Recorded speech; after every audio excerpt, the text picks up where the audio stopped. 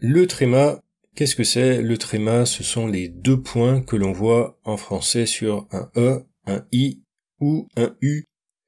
Il peut y avoir d'autres voyelles, mais ce sont plutôt des mots d'origine étrangère. En français, ce sera le E, le I et le U, et qui indiquent qu'il faut prononcer les deux voyelles séparément, comme par exemple en français, OI ça fait OUA, donc L-O-I se prononce LOI.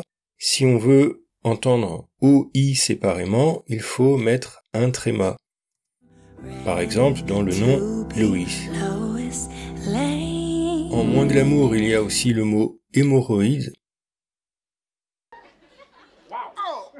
Okay, doctor, I am now experiencing some slight discomfort. Wow.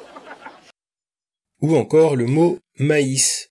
Sans tréma, il faudrait dire mais, M-A-I, mais, mais avec le tréma, on prononce maïs.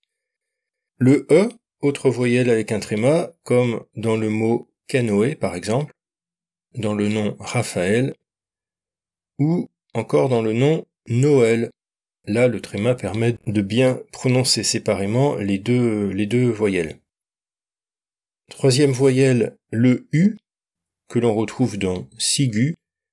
Alors, l'orthographe ancienne mettait le tréma sur le E, aujourd'hui on l'écrit plutôt sur le U, ce qui est plus logique puisque c'est le U qu'on veut entendre, donc là, sigu. S'il n'y avait pas de tréma, G-U-E se prononce G, donc ça ferait sig.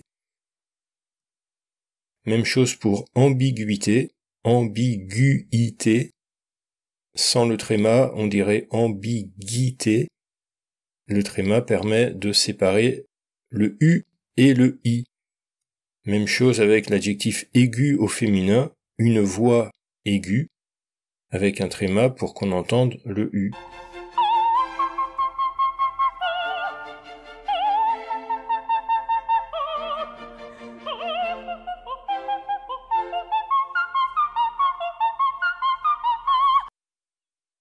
Cependant, certains mots n'ont pas besoin d'un tréma. Quand on a un et un i, ça se prononce toujours ei.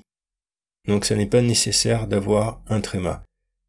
Par exemple, le mot séisme,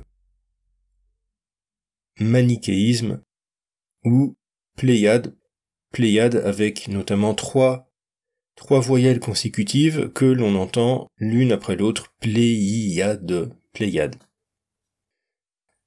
Voilà, le tréma, ça sert à ça, indiquer qu'il faut prononcer séparément des voyelles consécutives.